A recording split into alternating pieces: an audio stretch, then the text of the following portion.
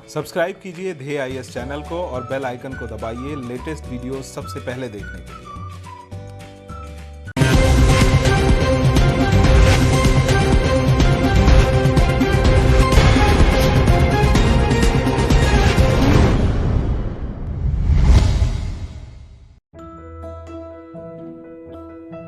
After a comprehensive discussion, the Nia Amendment Bill 2019 was approved by Rajya Sabha.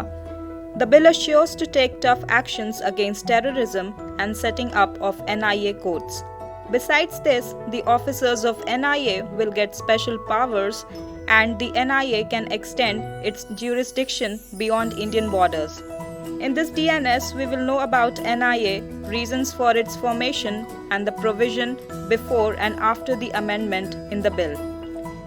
The amendment in the bill will bring more powers to the National Investigation Agency (NIA). The Nia Amendment Bill 2019 amends the NIA Act 2008. The new bill allows NIA to have powers to investigate offences like human trafficking, offences related to counterfeit currency and banknotes, manufacturing or sale of prohibited arms, cyber terrorism, and offences under the Explosive Substances Act 1908. In addition to this, the NIA Act allows the creation of special courts for trial of scheduled offences. The Scheduled Offences Act comprises of Atomic Energy Act (AEA) 1962 and the Unlawful Activities Prevention Act UAPA 1967. The present NIA Act allows central government to constitute special courts for scheduled offences, but the new bill amends this, stating that the central government may depute session courts as special courts for trial of scheduled offences. Before taking this step, the central government needs to consult Chief Justice of High Court. The Home Minister assured that the agency will not be misused in any way by the government. National Investigation Agency is a central agency established by the Indian government to tackle terror in India. The agency came into action with the sanction of National Investigation Agency Act 2008 after the Mumbai terror attack. This act makes NIA the only federal agency in the country along the lines of FBI in United States.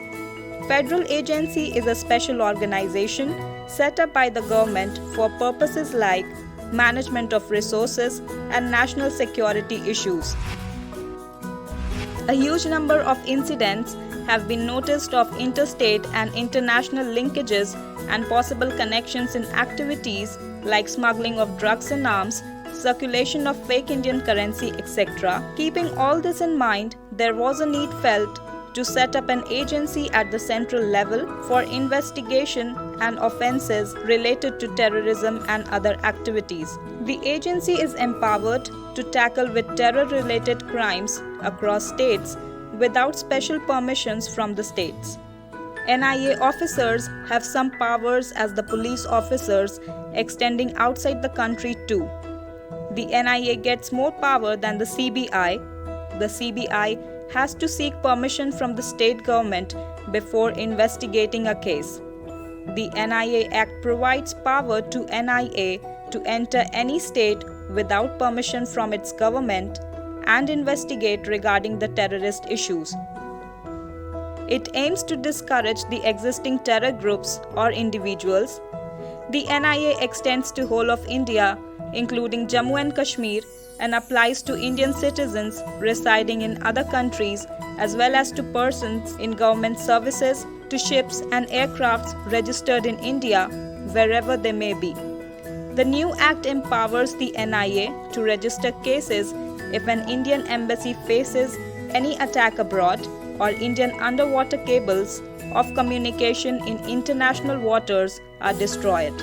The outcome of these cases will totally depend on the diplomatic connections of India with the other country.